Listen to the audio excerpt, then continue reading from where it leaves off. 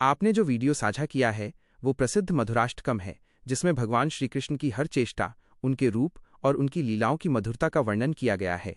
इसी भाव और भक्ति को समेटते हुए यहाँ भगवान श्री कृष्ण की मधुरता पर आधारित एक कहानी दी गई है। मधुरता का अवतार। कान्हा की एक प्रेममयी कथा। वृंदावन की गलियां आज कुछ विशेष ही महक रही थीं। यमुना का जल शांत था, जैसे किसी के आने की प्रतीक्षा कर रहा हो। कुंजों में मोर नृत्य कर रहे थे और हवाओं में एक अनजानी सी मिठास घुली हुई थी। यह मिठास थी ब्रज के राजा मधुराधिपति श्री कृष्ण की। वृंदावन में एक वृद्धा रहती थी जिसका नाम था मधुरी। वो जन्म से देख नहीं सकती थी, लेकिन उसकी भक्ति इतनी गहरी थी कि वो अपनी आत्मा की आंखों से कृष्ण को देख लेती थी। उसके लिए कृष्ण का सब कुछ मधुर था, उनका नाम, उनकी पदचाप और उनकी वेणु बांसुरी की तान। एक दोपहर जब सारा ब्रज विश्राम कर रहा था, मधुरी अपनी कुटिया के बाहर बैठी मिट्टी के छोटे छोटे खिलौने बना रही थी। अचानक उसे पायल की रुंझुन सुनाई दी। वो समझ गई कि उसका नटखट आ गया है। श्री कृष्ण चुपके से आए और उसके पीछे खड़े होकर उसकी आंखें मूंद लीं। मधुरी मुस्कुराई और बोली, कान्हा, तुम्हारे हाथों की कोमलता 1:53 और ये चंदन की खुशबू सब बता देती है।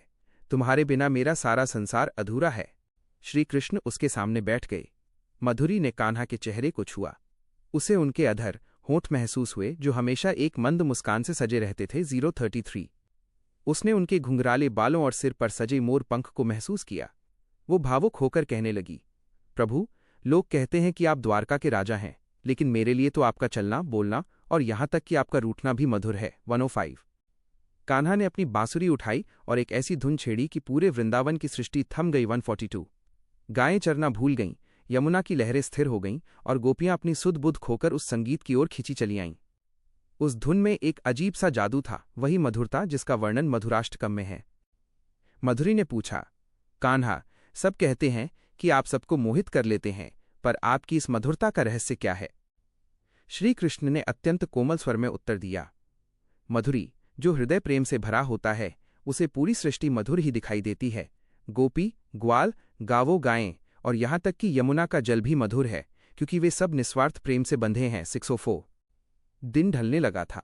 श्री कृष्ण को जाने का समय हो गया था। उन्होंने मधुरी को एक छोटा सा माखन का गोला दिया। मधुरी ने जैसे ही उसे चखा, उसे ऐसा लगा जैसे उसने संसार का सारा अमृत पी लिया हो। उसने अनुभव किया कि कान्हा का दिया हुआ हर कष्ट भी सुख है और उनकी हर लीला मधुर है। 252। जाते जाते कान्हा ने मधुरी के सिर पर हाथ रखा और उसकी आंखों की ज्योति लौट आई। मधुरी ने पहली बार अपने सामने खड़े उस सांवले सलोने रूप को देखा।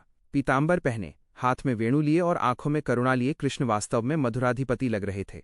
निष्कर्ष, ये कहानी हमें सिखाती है कि भगवान श्री कृष्ण केवल एक देवता नहीं, बल्कि प्रेम और मधुरता के साक्षात स्वरूप हैं। उनका चरित्र, उनके वचन और उनकी सख्यता, मित्रता, सब कुछ इतना मधुर है कि जो एक बार उनमें खो जाता है वो स्वयं भी उसी मधुरता का हिस्सा बन जाता है। 308। भगवान की भक्ति में यदि मिठास हो तो जीवन का हर कड़वा अनुभव भी मधुरम हो जाता है। YouTube वीडियो देखने से जुड़ी जानकारी YouTube पर की गई आपकी गतिविधियों के इतिहास में सेव की जाएगी। YouTube आपका डेटा अपनी सेवा की शर्तों के तहत सेव और इस्तेमाल करेगा।